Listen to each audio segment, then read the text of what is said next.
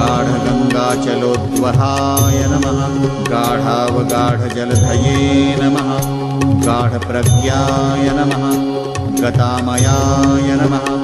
गाढप्रत्यर्थिसैन्याय नमः। गाढानुग्रहतत्पराय नमः। गाढाश्लेषरसाभिज्ञाय नमः। गाढनिवृत्तिसाधकाय नमः। गंगाधरेष्टवरदाय नमः। गंगाधरभयापहाय नमः। गंगाधरगुरवे नमः। गंगाधरध्यानपरायणाय नमः।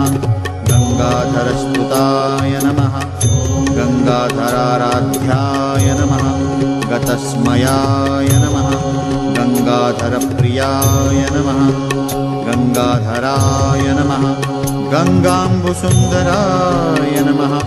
गंगाजलरसास्वादचतुराय नमः। गंगानिरताय नमः। गंगाजलप्रणयवते नमः। गंगातीरविहाराय नमः। गंगाप्रियाय नमः। गंगाजलावगाहनपराय नमः। गन्धमादनसंवासाय नमः। गन्धमादनकेलिकृते नमः। गन्धानुलिप्तसर्वाङ्गाय नमः। गन्धलुब्धन्मध्रुव्रताय नमः। गन्धाय नमः। गन्धर्वराजाय नमः। गन्धर्वप्रियकृते नमः। गन्धर्वविद्यातत्त्वज्ञाय नमः। गन्धर्वप्रीतिवर्धनाय नमः। गकारबीजनिलयाय नमः। गन्धकाय नमः। गर्विगर्वन्ते नमः। गन्धर्वगणसंसेव्याय नमः।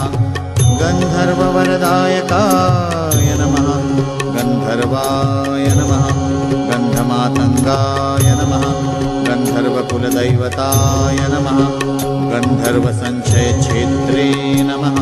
गन्धर्ववरदर्पघ्ने नमः। गन्धर्वप्रवणस्वान्ताय नमः। गन्धर्वगणसंस्तुताय नमः। गन्धर्वार्चितपादाब्जाय नमः। गन्धर्वभयहारकाय नमः। गन्धर्वाभयदाय नमः। गन्धर्वप्रीतिपालकाय नमः। गन्धर्वगीतचरिताय नमः। गन्धर्वप्रणयोत्सुकाय नमः। गन्धर्वगानश्रवणप्रणयिने नमः। गन्धर्वभाजनाय नमः। गन्धर्वत्राणसन्नद्धाय नमः। गन्धर्वसमरक्षमाय नमः। गन्धर्वस्त्रीधीराराध्याय नमः। गानाय नमः। गानपटवे नमः। गच्छाय नमः। गच्छपतये नमः। गच्छनायकाय नमः। गच्छगर्वघ्ने नमः। गच्छराजाय नमः। गच्छेशाय नमः।